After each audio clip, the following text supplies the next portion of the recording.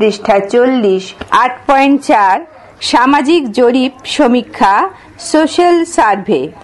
সামাজিক জরিপ হলো সামাজিক গবেষণা পদ্ধতির তথ্য সংগ্রহের এমন একটি উপায় যেখানে একটি নির্দিষ্ট ভৌগোলিক ক্ষেত্রের অন্তর্গত জনসম্প্রদায়ের গঠন, কার্যাদি, আন্তঃসামাজিক সম্পর্ক, সমস্যা প্রভৃতি উপাদানগুলি সম্পর্কে তথ্য সংগ্রহের মধ্য দিয়ে তার সম্পর্কে সম্যক জ্ঞান লাভ সম্ভব হয়। পাশাপাশি লব্ধ জ্ঞানের ভিত্তিতে ওই এলাকার সমস্যার গতি প্রকৃতি নির্ধারণের মধ্য দিয়ে সমাধানের জন্য পথ খোঁজা হয়। যে পদ্ধতিতে কোনো জনসম্প্রদায়ের জনগণের জীবনযাপন ও কাজের অবস্থা সম্পর্কে ব্যাপক তথ্য সংগ্রহ করা হয় তাকে সামাজিক জরিপ বলে। বর্তমানে সামাজিক পরিকল্পনা গ্রহণের প্রাক্কালে এই পদ্ধতির ব্যবহার বৃদ্ধি পেয়েছে, কারণ কোনো জনগোষ্ঠীর জন্য কোনো প্রকল্প প্রণয়ন করতে গেলে প্রথমেই সেই জনগোষ্ঠী বা ভৌগোলিক ক্ষেত্রের লোকজনের সামাজিক অবস্থা, সমস্যা, কী ধরনের কর্মসূচি তাদের জন্য ফলপ্রসূ হবে প্রভৃতি নিরূপণ করা প্রয়োজন। এই পদ্ধতিতে একটি যৌথ প্রয়াস বর্তমান থাকে।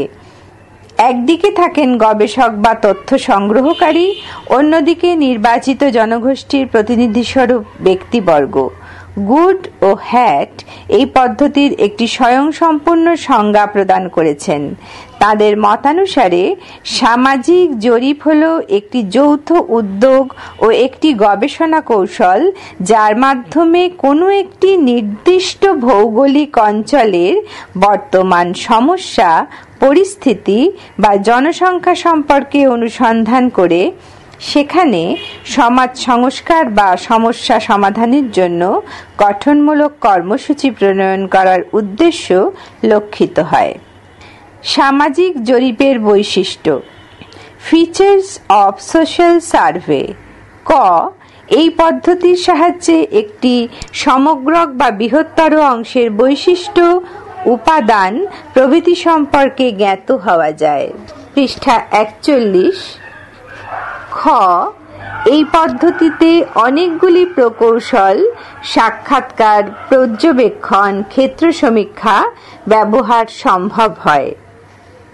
গ, এটি একটি যৌথ উদ্যোগ। ঘ, বিভিন্ন সমস্যা দূরীকরণ, পরিকল্পনা প্রণয়ন, ভবিষ্যৎ কর্মসূচি স্থিরীকরণ প্রভৃতি ক্ষেত্রে এই পদ্ধতি অত্যন্ত সহায়ক। ও, সমগ্রকের প্রতিনিধিত্বমূলক অংশের মধ্য দিয়েও সমগ্রকে বোঝা সম্ভব হয়। চ, এক্ষেত্রে গবেষক, তথ্য সংগ্রহকারী অনেক বেশি নিরপেক্ষ বা নৈর্ব্যক্তিক থাকার সুযোগ পান, কারণ যেহেতু তাকে সরাসরি ক্ষেত্রে যেতে হয়, মন গড়া কোনো কিছু উপস্থাপনের সুযোগ থাকে না। সামাজিক জরিপের উদ্দেশ্য। Purposes of social survey. ক, নির্দিষ্ট সামাজিক ঘটনার কার্যকারণ অনুসন্ধান করা। খ, সামাজিক সমস্যার গতি প্রকৃতি অনুধাবন করা। গ, নির্দিষ্ট বিষয়ে জনমত যাচাই করা। ঘ, উন্নয়নমূলক কর্মসূচির বাস্তবতা যাচাই করা ও বৃহত্তর অংশের তথ্য সংগ্রহ করা। বিভিন্ন প্রকার সামাজিক জরিপ। Types of social survey. ক, জনমত সমীক্ষা, পাবলিক ওপিনিয়ন সার্ভে। খ, বিদ্যালয় সমীক্ষা, স্কুল সার্ভে। গ, উন্নয়নমূলক সমীক্ষা, ডেভেলপমেন্টাল সার্ভে। ঘ, সম্প্রদায় সমীক্ষা, কমিউনিটি সার্ভে। ও, সরকারি ও বেসরকারি সমীক্ষা, official and non official survey. চ, গোষ্ঠী সমীক্ষা, গ্রুপ সার্ভে। ছ, ডাক ও দূরভাষ সমীক্ষা, মেল অ্যান্ড টেলিফোন সার্ভে। বর্গের জ, দূরদর্শন দর্শক সমীক্ষা, টিভি ভিউয়ার সার্ভে। সামাজিক জরিপের গুরুত্ব। Importance of social survey. সামাজিক ক্ষেত্রে ক বিভিন্ন উন্নয়নশীল উন্নতিকামী দেশসমূহের সর্বাঙ্গীন উন্নতির প্রয়োজনে যে সকল সামাজিক সমস্যা বর্তমান সেগুলিকে চিহ্নিত করে সমস্যা সমাধানের চেষ্টায় এই পদ্ধতি ব্যবহৃত হয়। খ কোনো এলাকার মানুষজনের জীবনযাত্রা, রীতিনীতি, মূল্যবোধ, আদর্শ, প্রথা, মতাদর্শ প্রভৃতি সম্পর্কে যথার্থ জ্ঞান অর্জন করার ক্ষেত্রে এবং গ একটি দেশের উন্নতি অবস্থান পরিমাপক বিষয়গুলি যেমন সেখানকার স্বাস্থ্য, শিক্ষা, জনসংখ্যা, অপরাধ প্রবণতা, চাকুরির সুযোগ সুবিধা প্রভৃতি সম্পর্কে যথাযথ তথ্য সংগ্রহের জন্য সামাজিক জরিপ পদ্ধতির ব্যবহার করা হয়। রাজনৈতিক ক্ষেত্রে গণতান্ত্রিক সমাজ ব্যবস্থায় রাজনৈতিক দলগুলির গ্রহণযোগ্যতা, নির্ভরযোগ্যতা ও জনপ্রিয়তা যাচাইয়ের জন্য খ কোনো সরকারি নীতির প্রতি বা সদ্য প্রণীত কোনো বিধি সিদ্ধান্তের প্রতি জনগণের সমর্থন, বিরোধিতা বোঝার জন্য গ নির্বাচন সংক্রান্ত বিষয়াদি এবং ঘ জাতীয় বা আন্তর্জাতিক কোনো রাজনৈতিক ঘটনা বিষয়ের গতি প্রকৃতি সম্পর্কে ধারণা লাভের জন্য এই পদ্ধতি বিশেষ উপযোগী। অর্থনৈতিক ক্ষেত্রে ক কোনো দেশের বা অঞ্চলের অর্থনৈতিক পরিকাঠামো পর্যালোচনা করতে খ বাজারের নানাবিধ উপাদান বিশেষত বাজার অর্থনীতি বোঝার ক্ষেত্রে গ কৃষি, শিল্প, চাকুরি ক্ষেত্রের বিভিন্ন খুঁটিনাটি বিষয় বাজেট বরাদ্দ তৈরি, অর্থনৈতিক পরিকল্পনা গ্রহণ প্রভৃতি ক্ষেত্রে এই পদ্ধতি যথেষ্ট উপযোগী। 8.5 পর্যবেক্ষণ পদ্ধতি অবজারভেশন সামাজিক গবেষণাসমূহে তথ্য সংগ্রহের পর্যায়ে অত্যন্ত গুরুত্বপূর্ণ ও কার্যকারী পদ্ধতি হল পর্যবেক্ষণ। বস্তুত সামাজিক গবেষণায় এটিকে অবিচ্ছেদ্য অঙ্গরূপে মনে করা যেতে পারে। সাধারণ অর্থে বৈজ্ঞানিক দৃষ্টিতে কোনো বস্তু, পৃষ্ঠা 42, ব্যক্তি বা বিষয়কে নিরীক্ষণ করার কৌশলই হল পর্যবেক্ষণ। যথাযথ রূপে কোনো বিষয়কে সরাসরি দেখা, সেই ঘটনার কার্যকারণ উপলব্ধি করা হল পর্যবেক্ষণের অঙ্গ। পর্যবেক্ষণ কথাটির সাথে কয়েকটি বিষয় ওতপ্রোতভাবে জড়িত। প্রথমত, এক্ষেত্রে পর্যবেক্ষক নিজের জ্ঞানেন্দ্রিয়গুলির, বিশেষ করে চোখের সাহায্যে বিষয়টি বুঝে থাকেন। এতে কোনো ব্যক্তির শোনা বা দেখার বিষয়টি গ্রহণযোগ্য হয় না। দ্বিতীয়ত, পর্যবেক্ষণের মাধ্যমে কোনো পর্যবেক্ষক কোনো বিষয় সম্পর্কে যা যা তথ্য গ্রহণ করেন সে সবগুলি তার সামনে ঘটমান, এর মধ্যে অতীতে ঘটে যাওয়া বা ভবিষ্যতে ঘটবে এরূপ কোনো বিষয় থাকে না। তৃতীয়ত, এক্ষেত্রে সাধারণ ঘটমান বিষয়াদিকে পর্যবেক্ষকের ইচ্ছানুযায়ী নিয়ন্ত্রণ করা যায় না, ফলে ঘটনাটির আসল রূপ ধরা পড়ে। চতুর্থত, যেহেতু পর্যবেক্ষণ ঘটমান বিষয়াদিকে তথ্যরূপে গ্রহণ করেন, তাই তথ্য গ্রহণ করার বিষয়ে অনেক বেশি স্বাধীন থাকতে পারেন। তাকে অন্য কোনো ব্যক্তির সাহায্য প্রত্যাশী হয়ে বসে থাকতে হয় না। পর্যবেক্ষণ হলো কোনো বিষয়াদিতে বৈজ্ঞানিক দৃষ্টিতে সচেতন ও পরিকল্পনা মাফিকভাবে নিরীক্ষণ করার পদ্ধতি। এক্ষেত্রে পর্যবেক্ষকের দৈহিক উপস্থিতি, নিয়ন্ত্রণ রহিত আসল অবস্থা, সরাসরি অবলোকন প্রভৃতি উপাদানগুলি যুক্ত থাকে। সংজ্ঞা, ডেফিনিশন। জিসবার্ট পর্যবেক্ষণ হলো কোনো ঘটনা যা আমরা অধ্যয়ন করেছি তার প্রতি আমাদের মন ও প্রত্যক্ষ জ্ঞান সম্বন্ধীয় শক্তির প্রয়োগ। ইয়ান রবার্টসন পর্যবেক্ষণমূলক অধ্যয়নকে সংযুক্ত থাকে কোনো গোষ্ঠী, ঘটনা বা সামাজিক প্রক্রিয়ার প্রতি গভীর পুঙ্খানুপুঙ্খ পরীক্ষা। এক্ষেত্রে গবেষক যা ঘটছে তাকে কোনো মতেই প্রভাবিত করার চেষ্টা করে না, বরং সে যা ঘটেছে তার সঠিক বর্ণনা ও বিশ্লেষণ করতে চেষ্টা করে। ওয়ালস ও ওয়ালস কোনো পর্যবেক্ষণমূলক অধ্যয়নে একজন গবেষক সামাজিক আচার ব্যবস্থা সমূহকে তাদের প্রকৃত অবস্থায় প্রত্যক্ষ দর্শন করেন। পরিশেষে বলা যায়, পর্যবেক্ষণ হলো একটি সুপরিকল্পিত, সুব্যবস্থিত, প্রত্যক্ষ, নির্দিষ্টতাযুক্ত নিরীক্ষণ পদ্ধতি, যাতে বিষয়াদি তাদের প্রকৃত অবস্থায় ঘটমান থাকে। পর্যবেক্ষণের বৈশিষ্ট্য, ক্যারেক্টারিস্টিক অফ অবজারভেশন। 1. পর্যবেক্ষণ হল গবেষণা কার্যে ব্যবহৃত তথ্য সংগ্রহের একটি পদ্ধতি।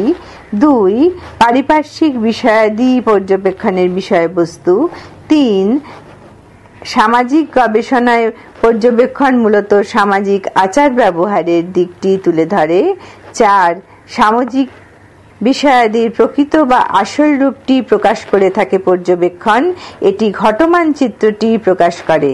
5.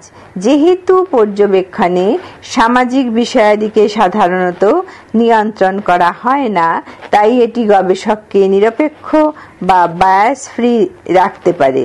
6. পর্যবেক্ষণে গবেষক যেহেতু নিজে তথ্য সংগ্রহ করে থাকেন, তাই এটি নির্ভুল হয়ে থাকে। 7. পর্যবেক্ষণ পূর্ব নির্বাচিত তথ্য প্রদানের পাশাপাশি বাড়তি কিছু তথ্য গবেষককে প্রদান করে থাকে। 8. পর্যবেক্ষণ সম্ভাব্য সিদ্ধান্তের মুখাপেক্ষী নয়। অধ্যাপক রাম আহুজা তার রিসার্চ মেথডস গ্রন্থে পর্যবেক্ষণের 4টি বৈশিষ্ট্যের কথা বলেছেন, যেগুলি তথ্য সংগ্রহের অন্যান্য পদ্ধতিসমূহের সাথে এর পার্থক্য সূচিত করে। এগুলি হল: 1. পর্যবেক্ষণ হল সর্বদাই প্রত্যক্ষ, যেখানে অন্যান্য পদ্ধতিসমূহ প্রত্যক্ষ হতেও পারে, নাও হতে পারে। 2. ক্ষেত্র পর্যবেক্ষণ বিষয়টি প্রকৃত অবস্থাতেই হয়ে থাকে। পৃষ্ঠা 43। 3. পর্যবেক্ষণের সাধারণত কম সুগঠিত হওয়ার প্রবণতা থাকে। 4. পর্যবেক্ষণের মাধ্যমে যে সকল তথ্য সংগৃহীত হয় সেগুলি গুণ সম্বন্ধীয়, সংখ্যাত্মক নয়। পর্যবেক্ষণের গুরুত্ব, ইম্পর্টেন্স অফ অবজারভেশন। পূর্বেই বলা হয়েছে, সামাজিক গবেষণায় তথ্য সংগ্রহের ক্ষেত্রে পর্যবেক্ষণ হল বিশেষ গুরুত্বপূর্ণ বিষয়। সে সকল কারণের জন্য পর্যবেক্ষণ পদ্ধতিটি বিশেষ গুরুত্ব লাভ করে থাকে। সেগুলি হল: 1. পর্যবেক্ষণ পদ্ধতির মাধ্যমে গবেষক সরাসরি কোনো বিষয় সম্পর্কে তার প্রয়োজনীয় তথ্য সংগ্রহ করে নিতে পারে, ফলে গৃহীত তথ্য সাধারণত নির্ভুল হয়ে থাকে, প্রকৃত তথ্য বিকৃত হওয়ার সম্ভাবনা থাকে না। 2. পর্যবেক্ষণে কোনো বিষয়াদির প্রকৃত রূপটি উদ্ঘাটিত হয়।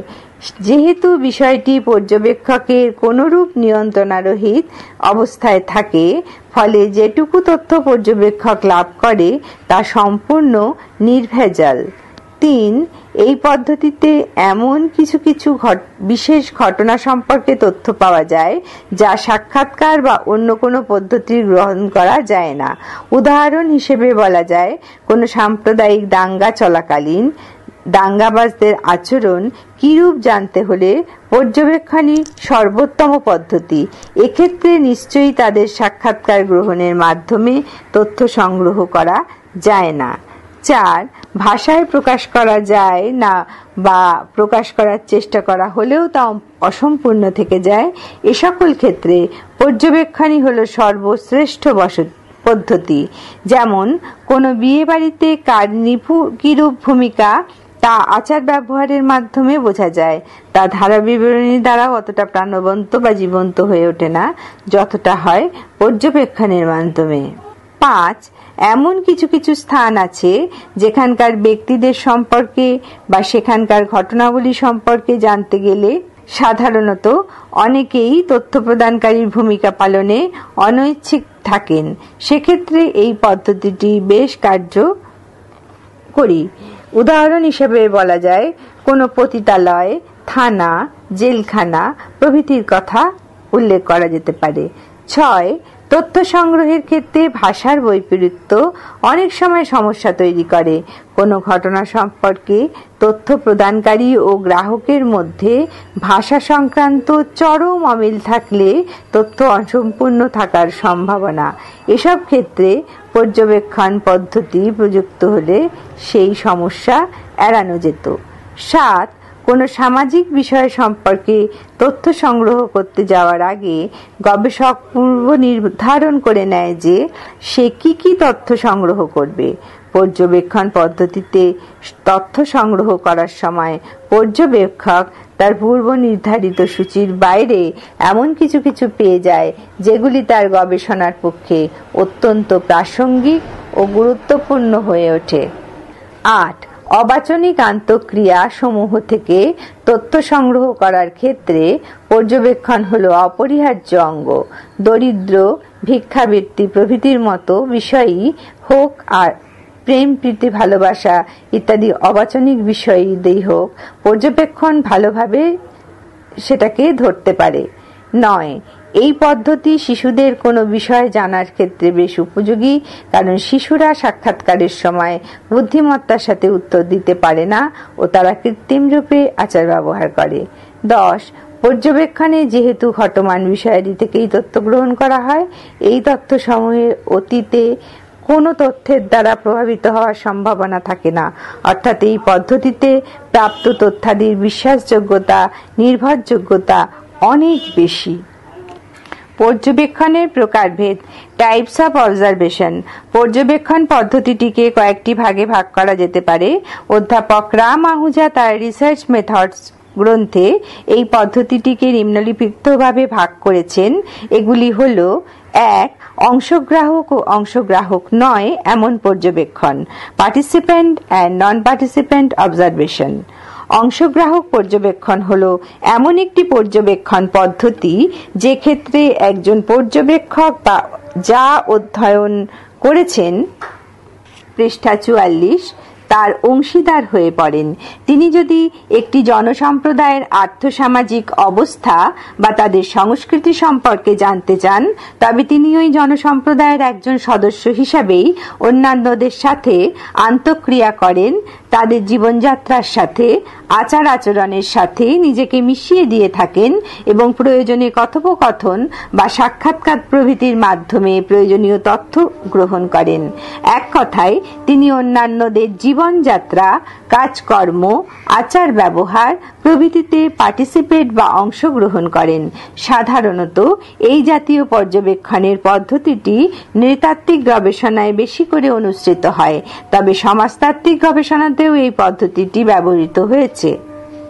অংশগ্রাহক পর্যবেক্ষণ পদ্ধতিটি দেশে বিদেশে সমাজতাত্ত্বিকদের দ্বারা অনুসৃত হয়েছে। উইলিয়াম হোয়াইট 1943-এ আমেরিকার বস্টন শহরে একটি ইতালীয় বস্তি সম্পর্কে গবেষণা করতে গিয়ে এই পদ্ধতি অনুসরণ করেছিলেন। তিনি ইতালীয় ভাষা শিখেছিলেন ও বস্তির অধিবাসীদের নানা রকম ক্রিয়াকাণ্ড যেমন জুয়া খেলা, মদ খাওয়া প্রভৃতির অংশীদার হয়েছিলেন। বস্তিবাসীরা তাকে চিনত কোনো একজন রূপে যিনি নাকি বই লিখছেন। অনুরূপে আমেরিকান সামাজিক মনস্তত্ত্ববিদ আরভিন গফম্যান 1961 তার গবেষণা কার্যের জন্য বহু মাস একজন পর্যবেক্ষক হিসেবে মানসিক হাসপাতালে কাটিয়েছেন। অনুরূপে সুদারল্যান্ড পেশাদার চোরদের নিয়ে, জ্যাকসন বিদ্যালয় নিয়ে, গুল্ডনার শিল্প সংস্থা নিয়ে গবেষণার সময় এই পর্যবেক্ষণ পদ্ধতিটির সাহায্য নিয়েছিলেন। ভারতবর্ষে অধ্যাপক এম.এন. শ্রীনিবাস তার অতি পরিচিত সংস্কৃতায়ন পদ্ধতি নিয়ে গবেষণার সময় এবং আন্দ্রে বেতাই গ্রামীণ এলাকায় শ্রেণী, মর্যাদা, ক্ষমতার ভিত্তিতে গড়ে ওঠা সামাজিক অসাম্য নিয়ে গবেষণা করার সময় এই অংশগ্রাহক পর্যবেক্ষণ পদ্ধতিটির সাহায্য নিয়েছিলেন। এই পদ্ধতির ক্ষেত্রে বেশ কিছু সতর্কতামূলক বিষয় আছে। এগুলিকে একজন অংশগ্রাহক পর্যবেক্ষকেরই অবশ্যই মেনে চলতে হয়। প্রথমত, এক্ষেত্রে একজন পর্যবেক্ষককে অভিজ্ঞ, দক্ষ ও অন্তর্দৃষ্টি সম্পন্ন হতে হয়, কারণ এর থেকে প্রাপ্ত তথ্যাদি বেশিরভাগই গুণ সম্বন্ধীয় বা কোয়ালিটেটিভ। দ্বিতীয়ত, পর্যবেক্ষককে জনসম্প্রদায়ের সদস্যগণের বিশ্বাস অর্জন করতে হবে। তৃতীয়ত, পর্যবেক্ষকের অংশগ্রহণের ফলে গোষ্ঠী জীবন যাতে কোনোভাবে প্রভাবিত না হয়, অর্থাৎ নিয়ন্ত্রিত না হয়, তার স্বাভাবিকতা বজায় থাকে সে ব্যাপারে যত্নশীল হতে হবে। চতুর্থত, গোষ্ঠী জীবনের অংশীদার হলেও পর্যবেক্ষককে ওই জীবনের সাথে একাত্ম হওয়া চলবে না, তার আসল উদ্দেশ্যের বিষয়ে তার যেন খেয়াল থাকে। পঞ্চমত, পর্যবেক্ষককে দৈনন্দিনের রিপোর্ট যথাযথরূপে দিনের শেষে লিখে রাখতে হবে, যাতে পরের দিন তার স্মৃতি পরিষ্কার থাকে। ষষ্ঠত, গোষ্ঠীর সদস্যদের মধ্যে কেউ যদি তথ্য জ্ঞাপক হিসেবে কাজ করে, তার পরিচয় অন্যান্য সদস্যদের কাছে গোপন রাখতে হবে। সর্বোপরি, পর্যবেক্ষক ঠিক কোন বিষয়ে গবেষণা করছেন বা ঠিক কি কি তথ্য চাইছেন তা যেন উন্মুক্ত না হয়, সেক্ষেত্রে গোষ্ঠীর সদস্যরা সতর্ক হয়ে যেতে পারে, এতে প্রকৃত চিত্রটা তারা নাও তুলে ধরতে পারে। অসুবিধা, লিমিটেশনস অর ডিসঅ্যাডভান্টেজেস। 1. গোষ্ঠী জীবনের অংশীদার হওয়ার জন্য গোষ্ঠীর সদস্যদের বিশ্বাস আদায় করা কঠিন হয়। 2. গবেষককে একই সাথে জীবনযাত্রার অংশগ্রাহক ও তথ্য সংগ্রাহকের ভূমিকা পালন করতে হয়, যা অসুবিধার সৃষ্টি করে। 3. অনেক সময় পর্যবেক্ষক এত গভীরভাবে মিশে গিয়ে আবেগপ্রবণ হয়ে পড়েন, তাতে মূল উদ্দেশ্যই হারিয়ে যায়। এক্ষেত্রে তিনি অনেক সময় তার নিরপেক্ষতা হারাতে পারেন। 4. নিজে অংশীদার হওয়ার কারণে একজন গবেষক সজ্ঞানে বা অজ্ঞানে প্রকৃত অবস্থাকে প্রভাবিত বা নিয়ন্ত্রণ করেন। 5. গবেষক যেহেতু গোষ্ঠী জীবনের সাথে মিশে থাকেন, অনেক সময় বেশ কিছু বিষয়ে তার নজর এড়িয়ে যাবার সম্ভাবনা থাকে। তিনি হয়তো এমন কিছু বিষয়কে গুরুত্ব দিয়ে ফেললেন যা হয়তো গবেষণার বিষয়বস্তুর সাথে সামঞ্জস্যহীন হলো, আবার উল্টোটিও হতে পারে। পৃষ্ঠা 45। 6.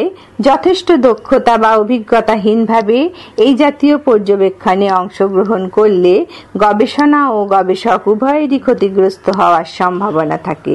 7. এই জাতীয় পর্যবেক্ষণে পর্যবেক্ষকের বয়স, লিঙ্গ, জাতি, সংস্কৃতি প্রভৃতি যদি সংশ্লিষ্ট গোষ্ঠীর সদস্যদের সাথে সামঞ্জস্যপূর্ণ না হয়, তবে ওই পর্যবেক্ষক গোষ্ঠী জীবনে পুরোপুরি অংশগ্রহণ করার ক্ষেত্রে বাধাপ্রাপ্ত হন। 4. হর্টন ও হান্টের মতে এই জাতীয় পর্যবেক্ষণকে নীতিগতভাবে সমর্থন করা যায় না, কারণ একজন পর্যবেক্ষকের গোষ্ঠী জীবনে অংশগ্রহণ করার ফলে গোষ্ঠী জীবন প্রভাবিত হবে না এমন কোনো গ্যারান্টি নেই। 9. এ জাতীয় পর্যবেক্ষণ সাধারণত অনিয়ন্ত্রিত হয়। এ জাতীয় নিয়ন্ত্রণাহীনতার ফলে পর্যবেক্ষক তার গবেষণার বিষয়বস্তু অনুসারে সিদ্ধান্ত পৌঁছতে অসুবিধার সম্মুখীন হন। সুবিধা, মেরিটস অর অ্যাডভান্টেজেস। 1. পর্যবেক্ষক যদি একেবারে আগন্তুক না হয়, গোষ্ঠীর সদস্যদের কাছে খানিকটা পূর্ব পরিচিত হয়ে থাকেন, সেক্ষেত্রে তিনি গোষ্ঠীর সম্পূর্ণ স্বাভাবিক রূপটি পেতে পারেন। 2. গোষ্ঠী জীবনের অনেক গোপন বিষয়াদি এই পর্যবেক্ষণের দ্বারা ধরা পড়ার সম্ভাবনা থাকে। 3. এই জাতীয় পর্যবেক্ষণে পর্যবেক্ষক গোষ্ঠীর একজন হিসাবে তার ভূমিকা পালন করেন এবং অন্যদিকে তথ্য সংগ্রহের ব্যাপারে অন্তর্দৃষ্টি লাভ করেন ও দক্ষ হয়ে ওঠেন। 4. এই পদ্ধতিতে সংগৃহীত তথ্যের নির্ভরযোগ্যতা বেশি। 5. এই পদ্ধতিতে সংগৃহীত তথ্যাদি গুণ ও পরিমাণ উভয় দিক দিয়েই উন্নত হয়ে থাকে। অন্যদিকে অংশগ্রহণ নয় এমন পর্যবেক্ষণে একজন পর্যবেক্ষক গোষ্ঠী জীবনের নানাবিধ কাজকর্ম বা বিষয়াদি থেকে বিচ্ছিন্ন থেকে বিষয়াদিকে পর্যবেক্ষণ করেন। এক্ষেত্রে তিনি উক্ত বিষয়াদিতে অংশগ্রহণ করেন না, ফলে পর্যবেক্ষণের বিষয়াদির প্রকৃত রূপটি বিঘ্নিত হওয়ার সম্ভাবনা থাকে। অনেক সময় পর্যবেক্ষকের উপস্থিতির উদ্দেশ্য অজ্ঞাত থেকে যায়, প্রসঙ্গত উল্লেখ্য, এই পদ্ধতিতে একজন পর্যবেক্ষক গোষ্ঠী জীবনের অংশীদার না হলেও গোষ্ঠী জীবন থেকে একেবারে বা সম্পূর্ণ বিচ্ছিন্ন থাকতে পারেন না। পর্যবেক্ষক একজন বাইরের লোক হিসাবে গোষ্ঠীর সদস্যদের সাথে সম্পর্ক তৈরি করে নিতে হয় ও গোষ্ঠীর কর্মকাণ্ড, জীবনযাত্রা দেখা বা শোনার জন্য অধিকার অর্জন করে নিতে হয়। এই কারণে পর্যবেক্ষককে খানিকটা অংশগ্রহণ করতেই হয়। তাই অনেকে এই পদ্ধতিটিকে আধা অংশগ্রাহক পর্যবেক্ষণ বা কোয়াসি পার্টিসিপ্যান্ট অবজারভেশন বলে থাকেন। শতাব্দী পূর্বে সাধারণত লিপলে ইউরোপীয় কর্মরত পরিবারগুলিকে নিয়ে গবেষণা করার সময় এই পদ্ধতি ব্যবহার করেছিলেন। সুবিধা, মেরিটস অর অ্যাডভান্টেজেস। 1. এই জাতীয় পর্যবেক্ষণে পর্যবেক্ষকের আবেগপ্রবণ হওয়ার রোধ হয়, এর বস্তুগত দিকটি প্রাধান্য পায়। এ কারণে গবেষণার বিষয়টি প্রভাবিত হওয়ার সম্ভাবনা কম। 2. যেহেতু পর্যবেক্ষক শুধুমাত্র একটি ভূমিকা পালন করেন, অর্থাৎ শুধুমাত্র তথ্য সংগ্রাহকের কাজ, ফলে তিনি বেশ খোলা মনে থেকে অনেক বেশি তথ্য লাভ করেন, অর্থাৎ তথ্য সংগ্রহের কাজটি যথাযথরূপে করতে পারেন। 3. এক্ষেত্রে গোষ্ঠী জীবনের প্রকৃত অবস্থাটি প্রভাবিত বা বিঘ্নিত হওয়ার সম্ভাবনা কম থাকে। অসুবিধা, ডিমেরিটস অর ডিসঅ্যাডভান্টেজেস। 1.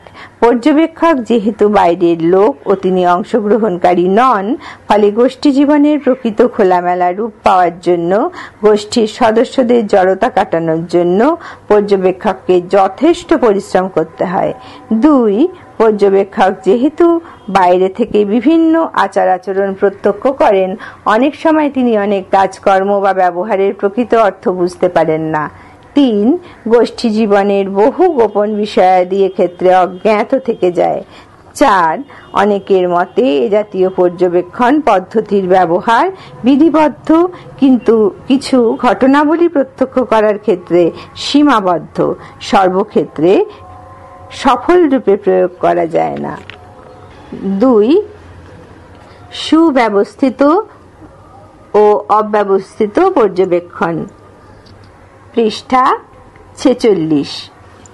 সুব্যবস্থিত পর্যবেক্ষণ বলতে এমন পর্যবেক্ষণকে বোঝায় যেখানে একজন পর্যবেক্ষক গোটা পর্যবেক্ষণ পদ্ধতিটি নির্দিষ্ট ছকে সাজিয়ে নিয়ে সেই মতো বিষয়াদি নিরীক্ষণ করেন ও তথ্য লিপিবদ্ধ করেন। এক্ষেত্রে কি কি বিষয় পর্যবেক্ষণ করবেন, কোন বিষয়টির উপর বেশি গুরুত্ব বা মনোযোগ দেবেন, কোনটি এড়িয়ে যাবেন প্রভৃতি সম্পর্কে তার সুপরিকল্পনা থাকে। অর্থাৎ তিনি তার গবেষণার বিষয়বস্তুর সাথে পর্যবেক্ষণের বিষয়গুলির সুসামঞ্জস্য বিধান করে নেন। এ জাতীয় পর্যবেক্ষণের ক্ষেত্রে গবেষক প্রয়োজন মতো নানাবিধ যন্ত্রপাতি যেমন ক্যামেরা, টেপ রেকর্ডার, ফরম্যাট, সামাজিক মাত্রা প্রভৃতি ব্যবহার করতে থাকেন। এক কথায় গোটা পর্যবেক্ষণ পদ্ধতিটি ঘিরে সুপরিকল্পনা ও সেই মতো সুব্যবস্থা থাকে। এই সময় পর্যবেক্ষণের 3টি বৈশিষ্ট্যের কথা বলা হয়। ক. এক্ষেত্রে পর্যবেক্ষণ ও তথ্য রেকর্ডিং নির্দিষ্ট নিয়ম পদ্ধতি অনুসারে হয়ে থাকে। খ. এক্ষেত্রে যুক্তির ব্যবহার অনুমোদিত। গ. এক্ষেত্রে প্রকৃত চিত্র বা অবিকল প্রতিরূপ গ্রহণ করা সম্ভব হয়। এই জাতীয় পর্যবেক্ষণের সুবিধা এই যে এক্ষেত্রে পর্যবেক্ষক অপ্রয়োজনীয় ও অপ্রাসঙ্গিক তথ্যের ভিড় এড়িয়ে তার মূলে বিষয়বস্তু সামনে রেখে নির্দিষ্ট রূপে তার সিদ্ধান্তের দিকে এগোতে পারে, অর্থাৎ গবেষণার বিষয়বস্তু থেকে সরে আসা ও বিষয়বস্তুর প্রভাবিত হওয়ার সম্ভাবনা কম থাকে। অন্যদিকে সুব্যবস্থিত পর্যবেক্ষণের বিপরীত বৈশিষ্ট্যবাহী পর্যবেক্ষণ হল অব্যবস্থিত পর্যবেক্ষণ। এক্ষেত্রে কোনো নির্দিষ্ট নিয়ম কানুন, ছক, যন্ত্রপাতি প্রভৃতি নেই। 3. সরল পর্যবেক্ষণ ও বৈজ্ঞানিক পর্যবেক্ষণ। Naive and scientific observation. সরল পর্যবেক্ষণ হলো সেই পর্যবেক্ষণ যা অসংগঠিত ও অপরিকল্পিত। অন্যদিকে বৈজ্ঞানিক পর্যবেক্ষণ হলো যা সুব্যবস্থিত, সুসংগঠিত ও সুপরিকল্পিত ও নির্দিষ্ট উদ্দেশ্য অভিমুখী। 4. সংগঠিত ও অসংগঠিত পর্যবেক্ষণ, স্ট্রাকচার্ড অ্যান্ড আনস্ট্রাকচার্ড অবজারভেশন। সংগঠিত পর্যবেক্ষণ হলো পরিকল্পিত, যা নির্দিষ্ট কিছু পদ্ধতি অনুযায়ী পরিচালিত হয় এবং পর্যবেক্ষণের বিষয়াদি সুনির্দিষ্ট ও সুসংজ্ঞায়িত থাকে। অন্যদিকে অসংগঠিত পর্যবেক্ষণ এই বৈশিষ্ট্যের বিপরীত বৈশিষ্ট্যগুলি বহন করে। 5. প্রাকৃতিক ও গবেষণাগার ভিত্তিক পর্যবেক্ষণ, ন্যাচারাল অ্যান্ড ল্যাবরেটরি অবজারভেশন। প্রাকৃতিক পর্যবেক্ষণ বলতে যে পর্যবেক্ষণ খোলা মেলা স্থানে কোনো জনসম্প্রদায় গিয়ে করা হয়, অর্থাৎ এখানে পর্যবেক্ষণের বিষয়গুলি তাদের স্বাভাবিক অবস্থায় থাকে। অন্যদিকে গবেষণাগার ভিত্তিক পর্যবেক্ষণ মূলত গবেষণাগারে হয়। এটি প্রাকৃতিক বিজ্ঞানের গবেষণাগারের কাজে সবচেয়ে বেশি অনুষ্ঠিত হয়। 6. প্রত্যক্ষ ও পরোক্ষ পর্যবেক্ষণ, ডাইরেক্ট অ্যান্ড ইনডাইরেক্ট অবজারভেশন। প্রত্যক্ষ পর্যবেক্ষণে পর্যবেক্ষক এক নিশ্চেষ্ট ভূমিকা পালন করেন, অর্থাৎ তিনি পর্যবেক্ষণের বিষয়াদিকে কোনো রূপ নিয়ন্ত্রণ না করার চেষ্টা করেন না, তিনি শুধুমাত্র যা ঘটেছে তা রেকর্ড করেন। পরোক্ষ পর্যবেক্ষণ হলো সেই পর্যবেক্ষণ যেখানে বিষয়বস্তু হয় মৃত অথবা পর্যবেক্ষণে অসহযোগী হয়ে পড়ে। তিনি পরোক্ষ পর্যবেক্ষণের উদাহরণ হিসাবে কোনো বোমা বিস্ফোরণের পর যেখানে মৃত ব্যক্তিরা ও দোমড়ানো মোচড়ানো যানবাহন আদি পড়ে আছে সেই স্থান পর্যবেক্ষণের কথা বলেছেন। এক্ষেত্রে পর্যবেক্ষণে কেউ সরাসরি সহযোগিতা করে থাকে না। দৈহিক কিছু চিহ্ন দেখেই পর্যবেক্ষককে সিদ্ধান্ত টানতে হয়। 7. উন্মুক্ত ও লুক্কায়িত, ওপেন অ্যান্ড হিডেন অবজারভেশন। উন্মুক্ত পর্যবেক্ষণ হলো সেই পর্যবেক্ষণ যেখানে পর্যবেক্ষকের পরিচয় ও পর্যবেক্ষণের বিষয়বস্তু দুটোই গোষ্ঠীর সদস্যের কাছে উন্মুক্ত হয়। অন্যদিকে লুক্কায়িত পর্যবেক্ষণের ক্ষেত্রে এ দুটি বিষয়ে তাদের কাছে গোপন থাকে। 8. গুপ্ত ও প্রতীয়মান পর্যবেক্ষণ, কভার্ট অ্যান্ড ওভার্ট অবজারভেশন। গুপ্ত পর্যবেক্ষণে যে ব্যক্তিদের পর্যবেক্ষণ করা হয় তারা অবগত বা সচেতন থাকে না যে তাদেরকে পর্যবেক্ষণ করা হচ্ছে। অন্যদিকে প্রতীয়মান পর্যবেক্ষণে যাকে পর্যবেক্ষণ করা হচ্ছে তিনি অবগত থাকেন যে তাকে পর্যবেক্ষণ করা হচ্ছে। পৃষ্ঠা 47।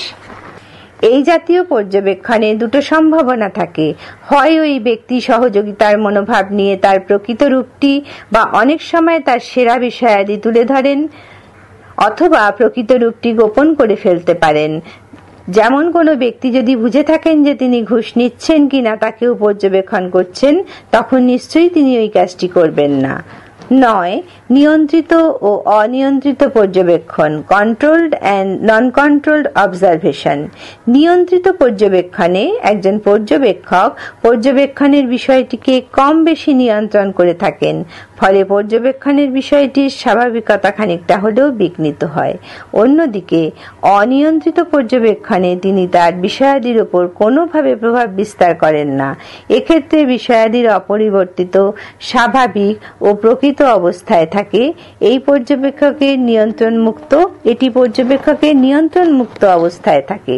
পর্যবেক্ষণ পদ্ধতির সুবিধা অসুবিধা বা দুর্বলতা, advantages disadvantages or weakness of observation method. সুবিধা, অ্যাডভান্টেজেস: 1. পর্যবেক্ষণ পদ্ধতি কোনো বিষয়ের প্রকৃত অবস্থা বা স্বাভাবিকতাকে তুলে ধরে। 2. পর্যবেক্ষণের মাধ্যমে কোনো বিষয়কে সরাসরি উপলব্ধি করা যায়। 3. অবাচনিক ক্রিয়াকর্মের উপলব্ধির ক্ষেত্রে পর্যবেক্ষণ হলো গুরুত্বপূর্ণ পদ্ধতি। 4. এই পদ্ধতিতে সংগৃহীত তথ্যসমূহের বিশ্বাসযোগ্যতা অনেক বেশি। 5. এই পদ্ধতিতে পর্যবেক্ষকের সাথে গোষ্ঠীর সদস্যদের ঘনিষ্ঠ সম্পর্ক গড়ে ওঠে। এই সম্পর্ক অনেক সময় প্রাথমিক সম্পর্কে পরিণত হয়। 6. এই পদ্ধতির মাধ্যমে গবেষকের দক্ষতা ও অন্তর্দৃষ্টি বিকশিত হয়। 7. এই পদ্ধতিতে একজন গবেষক কোনো বিষয়কে উপলব্ধি করার জন্য অনেক বেশি সময় পেয়ে থাকে। 8. যখন উত্তরদাতা উত্তর প্রদানে অনৈচ্ছিক বা অসহযোগী হয় তখন এর দ্বারা তথ্য সংগ্রহ করা যায়। এছাড়াও পর্যবেক্ষণ পদ্ধতির আরো কয়েকটি সুবিধার কথা বলা হলো। এগুলি হলো: ক, এটি কম জটিলতাপূর্ণ ও কম সময় ব্যয়ী। খ, একটি বাস্তবতাকে স্বাভাবিকভাবে রেখে তার থেকে তথ্য গ্রহণ করে নিতে পারে। গ, এর দ্বারা অনেক পরিমাণ তথ্য পাওয়া যায়। ঘ, এটি অপেক্ষাকৃত কম ব্যয়বহুল। অসুবিধা, ডিসঅ্যাডভান্টেজেস: 1, এই পদ্ধতিতে প্রাপ্ত তথ্যাদি বেশিরভাগই গুণ সম্বন্ধীয়। একে সংখ্যায় প্রকাশের ক্ষেত্রে অসুবিধা দেখা দেয়। 2, এই পদ্ধতিতে গৃহীত তথ্যের পরিমাণ এত বেশি যে অনেক সময় অপ্রয়োজনীয় তথ্যের ভিড়ে গুরুত্বপূর্ণ তথ্য হারিয়ে যায়। 3, এই পদ্ধতি প্রয়োগের সময় পর্যবেক্ষকের পক্ষপাতদুষ্ট হওয়ার সম্ভাবনা বেশি থাকে।